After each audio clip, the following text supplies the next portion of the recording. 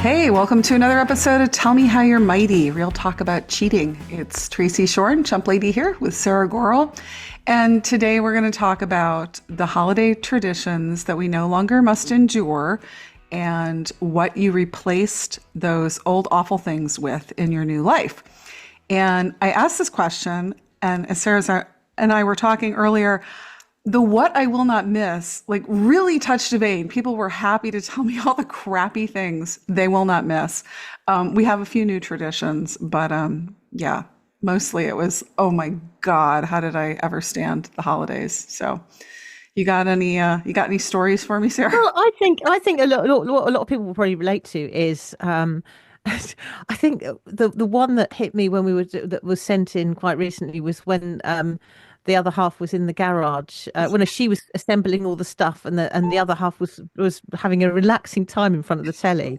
And I think it's that I think a lot of people will probably relate to the fact that it's this time of year when there's the pressures and there's presents to buy and family to buy for. You end up doing it all. There's someone else lounging around somewhere and you're merrily for their family, everybody, you get all of that. So I don't miss that. I don't miss taking on the bulk of all the festive work. Yeah, the lopsidedness of it, right? Because they're always happy to participate in opening the presents and receiving the glory of a well-cooked meal or a thoughtful gift. But it's the reciprocating that's hard Yeah. for fuckwits. It's doing that. We've got some lovely traditions here that went on though that people certainly won't miss. Yeah. Okay, let's hear a few. Hey, Tracy. I was married to a pastor for 23 years. So, for 23 years, our worlds revolved around the church, and especially around the holidays. That meant that he was working on his Christmas Eve sermon and all of the other preparations while I shopped for gifts and sent out cards and that kind of thing. Most of the holiday family traditions fell on me. So, when he had an affair 6 years ago with another pastor and left us, that left me figuring out some new traditions with my girls. And one of my favorite traditions that I've taken on is that every other year we don't do presents, and instead I take them on a surprise warm trip. So last year we went to Tulum, Mexico, and we just had the time of our lives. It was amazing. And this year we're just doing normal gifts, and we'll have a great time together too. And the walls will sing as you promised, but I'm already looking forward to next year and the trip that we will take. So thanks for all of your encouragement. I'm so glad for the life that I have rebuilt with my girls. This one I can kind of understand because having to go to church, this poor woman was a pastor's wife. That means you're the first to go and the last to leave. So that must have sucked. You don't really get, and you're kind of on, right? You don't get any time to yourself. But then the fact that this guy's a Jesus cheater, that he cheated with another And pastor, with another pastor as well. So that's quite something, isn't it? it's a flock of Jesus cheaters, right? Like the two, although I cannot tell you that's the first time I've heard that. That's not, I want to say it's common, but it's not a first. But I love her new tradition. I love the way she's taken back the holiday. In a kind of a way of like not of checking out of the holiday like every other year. Like I'm just traveling. I'm just going to get the hell out of Dodge and go someplace warm. I think that's fantastic. I mean, have you ever opted out of Christmas? Have you ever just gone like, No, I love Christmas and all the traditions, but I certainly would love to opt out of a Christmas that revolved around working on somebody's Christmas Eve sermon and all yes, of that. I mean, I can imagine North that going on a Dakota's much joyful better. holiday, that's much better. And actually just doing your own thing. Yeah. Great time together, not having to keep, traipsing off to probably look at him at church, turning it all over. I think that to me, that sounds like a good deal that's gone on there. Yeah. I love giving your children experiences, It's such a materialistic time and I know it's hard for people too, especially if you're feeling pinched or you're going through divorce, you don't have money, it can feel very materialistic and intact family-ish and so I love that she gets time with her kids and that she builds new experiences, new I, I, together. sus- I suspect it's a lot better for them as well. They they have a much more relaxed and joyful Christmas. And I think this is, isn't it? Quite often you try and hold on to somebody who's had an affair because you're terrified that your life will change and that your children won't have that intact two-parent family. And what you sometimes find, like we're hearing here, actually your life becomes better. It Oh doesn't yeah, become worse, it becomes better. saner, quieter, sunnier and warmer if you go to Mexico. So yeah, okay. Shall we listen to the next one I here? love this one because I've seen this happen a number of where people have to win at games. Let's hear it. Hi, Tracy. The holiday traditions I will be doing without Fuckwit and his sister, a flying monkey of his. Always enjoyed every year partaking in games that they liked. They made sure to play games they knew how to play that other people had never played before, and they would play as a team against everyone else and always had to win. So I'm so glad to never ever have to go through that again. And then the other tradition is that for 25 years now, my holiday lights have only been white. Even after having a young child who loved colorful things and everything, I wanted to do some colored lights, at least on a small tree or somewhere in the backyard. But no, because the fuckwit had to have all white every year. And so I know it's not everybody's taste, but my uh Fuckwit just, he doesn't like color. So our child and I will be enjoying colorful Christmases in the future with some multicolored lights used to bring us joy, because I'm not going to let him steal my joy. Thanks for all you do, guys. Bye. Oh my God. Okay, so tell me your game trauma, like people having to win at games. I like what's going on? Is it Scrabble? What game triggered you on this one? Oh well, there was a year. Monopoly is always the one where you realise that your children are aging capitalists and that you can't rely on them to look after you in older life. But there was one particular year where we were playing a game of Monopoly with my brother-in-law, and he had no properties, and I couldn't work out why he kept having the money to pay when he landed on a hotel. And what actually it transpired was that he had a second Monopoly set upstairs. This is a bit like a cheater, isn't he? He was cheating with another Monopoly set, and he kept bringing down the money from the other Monopoly set to pay his fines. So he was never out because he had all this spare money upstairs. So Shame this on just him. made me laugh. The idea of people going to any length when they don't care. It's not about the playing the game. It's about winning, however uncomfortable you make other people feel. Well, and also Monopoly is monotony, right? That game goes on and on and on and on forever. So if you're losing for a very long time. Yeah, I can see not missing that. I confess, I do like a competitive game of Scrabble, and there is gloating. In fact, we in our family, not a proud tradition, but the loser has to sing well, Aunt Joy, who's appeared on this podcast, he sings the Gracious Loser song.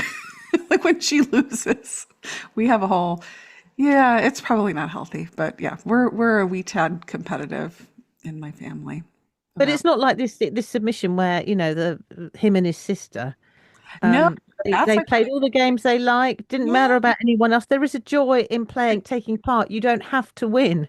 Yeah, right. It's supposed to be about the togetherness. In this case, it sounds like they're ganging up, like it's some kind of hustle, right? Like they're looking for chumps to roll, for their lunch money. I don't know. It seems mean-spirited, definitely. Definitely, definitely. Okay, so what do you think about the colored lights? I'm kind of agnostic on this. I go either way. Twinkle lights, white Well, lights. I don't think it's so much the coloured lights. I think it's the fact that she didn't have agency over lights. Yeah. The lights had to be according to somebody else's wants and needs. So actually, I don't care what someone's lights are. I don't care how they do the tree, but it's nice to have a little bit of an opportunity to have some say how over how you do it. Yeah, and that seems like such a simple thing that to compromise on. I mean, you couldn't both have a tree and do it your own way, or you couldn't each have a string of lights, which are pretty cheap, like everybody gets it's that it had to be totally his vision and no other vision. I think that would be oppressive for sure. But I like now that her new tradition is color, that she gets all the colors she wants. Yeah. Not letting him steal her joy anymore, which is amazing. This next one, what Lisa had to say, about the carol singing. This made me laugh out loud. Let's have a listen to this one. Lisa says, I don't miss the tradition of having to spend Christmas Eve with his family singing carols together. Sounds idyllic? You stand around with a bunch of adults all doing the gestures to Up on the Rooftop and taking your turn at 12 Days of Christmas every year for 38 years. Why did I always get stuck with the 5 golden rings part? 5 golden rings. Actually, I think that's the best. I like that part, but I think that's the best bit, but not if you've got all these individuals doing all the gestures, and it sounds a nightmare, this one. well, sort of like a game of Monopoly. That song goes on forever, and you get pretty sick of it before you hit the 12 things of Christmas. But yeah, but I'm kind of. Part of me would quite like this tradition of singing this with the family. But I'd like to sing it with people I like, as opposed to these people. I suspect there's a lot of showing off going on during this particular occasion. yeah, yeah. I maybe they wanted to sing the 5 golden rings. But at any rate, you never ever have to sing that carol again if you don't want to in your new life. That's your tradition. You're cutting out the 12 days of Christmas. I can't blame you. Oh, okay. Next one's from Stephanie here. Stephanie says, I don't miss the tradition or the humiliation of him getting drunk and passing out. It didn't matter where we were. I've replaced that tradition with the freedom to enjoy every holiday without him. Yeah. And this one, it's not a holiday without addiction. How many families can relate to somebody who's got issues with substances and ruins the holiday? It's, So you do all the work, probably. You get all the food in, and they just lie in a drunken heap somewhere. Sounds like a deal to me. Passing out. Yeah, passing out. Well, at least they weren't actively being an asshole. If they have a blackout, just be quiet in a corner. Still, how awful. So her new tradition is the freedom to enjoy every holiday without him. Well Without done, someone Stephanie. making a go of himself. Robin, this one is particularly disturbing. Robin says, I no longer have to smell him cooking his fresh deer meat or tolerate the red nose on the dead deer he decorated our house with. Okay, what do you think about him putting red noses, making all the dead deer Rudolph? That's a little I just think it's gothic, creepy. no. This is something very disturbing about that particular behaviour. I'm not quite sure where to go with that one. I mean, wanting to have coloured lights is one thing. Wanting not to have dead deer decorated with red noses, that's a whole new level of dysfunction. But he cooks Rudolph. That's the other thing. It's not only are we celebrating deer, but we're also eating venison. So I don't think this is a tradition in the UK. You don't have deer hunting. It's not very popular, I imagine, because it No. is in rural United States. Deer hunting, like the schools clear out in November. It's a big rural America. It's a big thing, deer hunting, especially where I grew up in Michigan. So a lot of people eat venison, but I've never heard of it as like a Christmas dinner. No, and certainly not decorating with the red noses. That's a step too far, really. Yeah, well, I don't know what Robin's new tradition is, but I hope it's vegetarian. It's something without dead game. Okay, so we're on to another submission from Diane now. Diane says, rutabagas at Christmas dinner. Rutabagas? How do you feel about rutabagas? I don't know what they are. I've never encountered Oh, such I an think it's item. called swede in Britain. I think it's a root vegetable. It's like We a don't tend to have swede at Christmas, really. It's not something. I'm about to go off and do all the Christmas shopping, and I don't think swede will be on the menu. I don't know. It sounds quite nice, actually. Rutabagas are the only way I know how to make rutabagas is in pasties, which you do have. We have them in Michigan. They're Cornish pasties, like the pies, the meat pies that miners make. So, and that to make an authentic one for Yoopers, the Upper Peninsula of Michigan, you have to have rutabagas. So I would actually really like a pasty for my Christmas dinner, but just rutabagas alone, or swede all by itself, that is kind of yucky. Who's making that? And you could just pass it over, but Is that someone's tradition? I don't know. Write in. Is Yeah, this and you, some Scandinavian thing that we don't know about? well, Or it's just nice to seize back control of your own Christmas dinner. Karen really is really, what I said earlier about when you end up doing everything. So let's have a listen to what Karen says.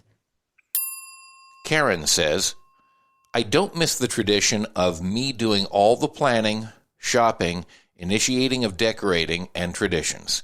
Then him getting all pissy a day or two before because he hasn't been included in the planning and has no idea what is going on. I won't miss the kids getting me almost nothing because he can't seem to prioritize getting them out and going shopping. I won't miss not having anyone over because he actually doesn't like people or have friends, except for those that meet his needs, like escorts. My new traditions: inviting friends over for Christmas movies, giving each kid $200 and going shopping for each other together, Christmas Advent puzzle, making eggnog, literally everything that we enjoy that he made it difficult to engage with because he killed the spirit of Christmas with his passive-aggressive, disengaged, lackluster, copycat personality. I said it. Nothing is missing. Also, won't miss the traditional gift of buying me a massage voucher, especially considering that part of D-Day was finding out that he went for erotic massages and had an affair with the masseuse and justified it by saying, well, I was jealous that you get to enjoy massages all the time and I don't. You can't make this stuff up. oh my gosh, I love her new traditions. I have to say, I think giving each kid money and having eggnog and doing puzzles, and that's terrific. But I did have a chuckle at, well, a rueful chuckle, a chump lady cynical chuckle at the massage Yeah. group. I mean, well, you get to enjoy massages. I'm like, oh, yeah, it's not quite the same thing, dude. Like, you can't make it up. You really cannot make it up. I don't know. No, I don't think there's an awful lot you can say to that apart from goodbye and good riddance to that kind of behavior. Yeah, but yeah, The next one made me we're laugh as well. gobsmacked by that one. This, this one I mean, I think a lot of people will relate to this when unreasonable stuff gets brought into your home environment. Let's hear what Liz has to say. Liz says, being able to get rid of the huge, hideous nutcracker ornaments that my ex-mother-in-law bought us and that had to go on display every year. Just having things I like is lovely. Giant nutcracker ornaments. I mean, what the fuck? Well, that is there's specificity here. Like, this person really hates the nutcracker ornaments, and I wish it came with a picture. I wanted to know what that ornament looked like. It was I so, think they sound quite cynical. I can imagine where yeah, there's sinister nutcracker character that comes to life in the night and does menacing. You know how clowns make it into films? I yeah. can see that these nutcracker ornaments, I can visualize them in my head, and I think that they might possibly be the same sort of thing. And it's like once you've got one, and then someone thinks, "Well, I'll bring you another one." Before you know it, you've got a whole collection of the thing. And aren't there rats? Aren't there like dancing mice? I haven't seen the nutcracker in a while. You could get some, as you said, nefarious characters here. Tchaikovsky. I don't know. Oh, I think I can imagine that these are they're huge. Imagine there's tasteful nutcracker ornaments, but these sound like they are absolutely revolting. When I first read it, I thought that they were like actual nutcrackers, like each one was a nutcracker, but then I realized, oh, it probably means the ballet. But either way, you don't have to deal with it. You don't have to live with someone No else's. more nutcracker ornaments No in more your life. tradition. Thank goodness for that. What else have we got? Here. All right, this one's from Lori. Lori says, I don't miss his family. I'm a vegetarian. I don't shout it from the rooftops, but they're aware. I would have to bring my own food every time I was invited to have a meal at their house because they forgot for 6 years. All right, what do you think about having to bring your own food to every holiday gathering for 6 years? They couldn't. Well, it just shows that nobody vegetarian. cares, doesn't it? The fact is no one has really thought about her. It's just like, well, you get on with it, and the part of the whole thing about Christmas is making sure everyone feels valued and nurtured, and clearly that wasn't the case. Yeah. I mean, yeah, this one, it does seem kind of like they're punishing her for being a vegetarian. Like, oops. And does every single thing have to have meat in it? Like, you must be trying very hard to not have a vegetarian entree of any kind. It does, for 6 years, that does seem beyond thoughtless and more perhaps with some malicious intent there. So I hope she's enjoying a very nice vegetarian holiday meal going forward. Absolutely, can eat what she likes without having to, sit there amongst people that clearly don't care what Or maybe she have a likes. vegetarian potluck. People can bring you food that they Yeah. prepared. So, I mean, she's been preparing her own vegetarian meals for years, but it would be nice to be with fellow travelers who feel the same way about vegetables that you do. So, Uh, Out but not down really again reflects what I said at the beginning. It's about the lack of equality when it comes to doing the Christmas preparation. Out but not down says, I don't and won't ever miss my ex sitting there, present opening at Christmas time, a smug, satisfied look on his face while anyone but him handed out the presents and cleaned up the wrapping paper and bags. He reminded me of a cat each Christmas, basking in the glow of the Christmas lights, content while everyone else did the work. And it was a very rare gift that he actually bought and wrapped himself. I did 99% of the shopping and wrapping in a 28-year marriage. Lopsidedness is not missed. yeah, she doesn't miss the lopsidedness. I get that. I'm such a dutiful wife appliance when I look back in my early life. I did that stuff and I didn't even question it. I mean, I just thought, "Oh, that's my job." You know? Like, even though, I'm working and I have responsibilities, I was, yeah, it's what it's what the tradition, the many generations of women before you have done, all the cooking, all the cleaning, all the preparing, all the wrapping. I think maybe men help a bit with the wrapping in my family, but for the most part, no, they sit there and they watch football as the women cook and clean and pick up after them. Yeah, It's a general theme around Christmas, that there is quite often someone that disproportionately does all of the work. But lovely to say goodbye to this particular behaviour. I think this next one, Unicorn No More. I think this is really a Christmas tradition that you could certainly live without. oh, totally.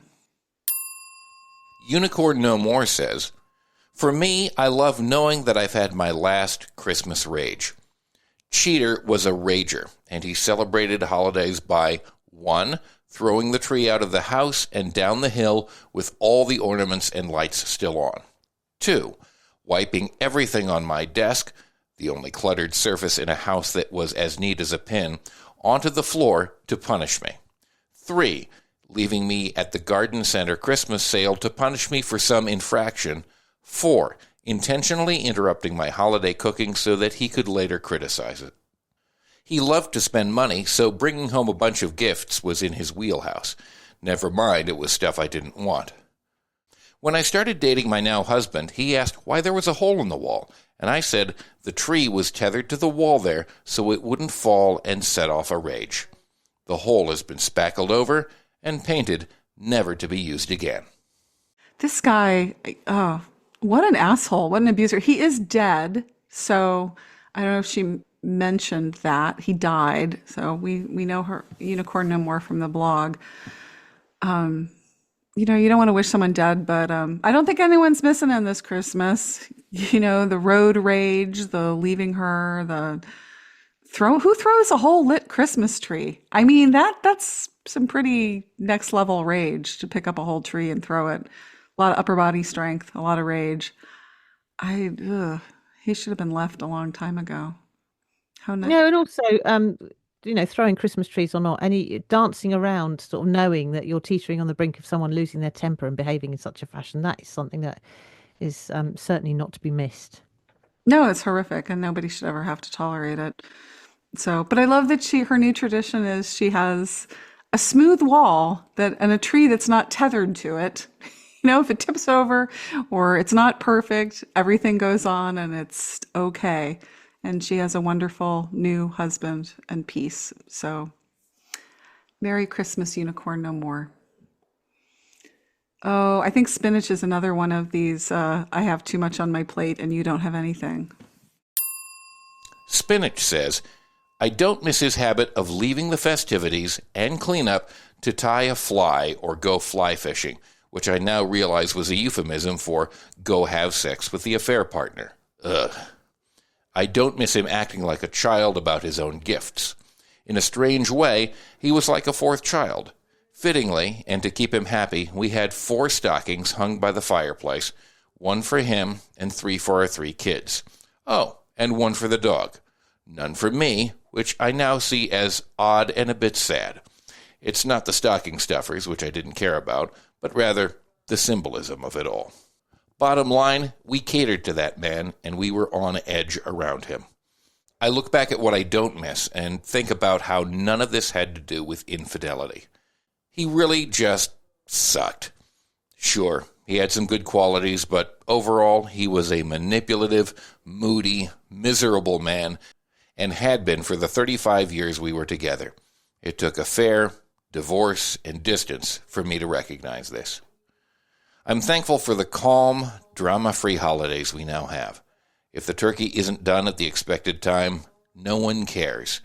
It's an opportunity for another round of hide-and-seek with the grandkids. I'm in no contact with the fuckwit. I believe it's the same with my adult kids as well. He married his affair partner, and I imagine he's still stomping around during holiday celebrations, and really every day. Fun times. Wifetress won the booby prize. As Chump Lady says, I got the luggage set, another euphemism, but this one is for freedom from a fuckwit. To all the chumps who are still suffering, please know that it gets better. You appreciate the luggage set more as time goes on. Yeah, and this kind of this childish behavior that goes on here as well, and that's not uncommon, is it? No, although I had to relate to, and I think everybody who's a chump can relate to, the cheater that has something very important to do over Christmas. Like he has to go fly fishing, air quotes. You know, there's some euphemism, someplace they have to be, right? Which means they're hooking up with their affair partner. Which a column I ran this week was on holiday D-days. It's always this time of year when people, not always, but there's a preponderance of people discovering the double lives at the holidays for exactly this reason. The person goes fly fishing and then, you know, lo and behold, they're not fly fishing because the double life is hard to maintain.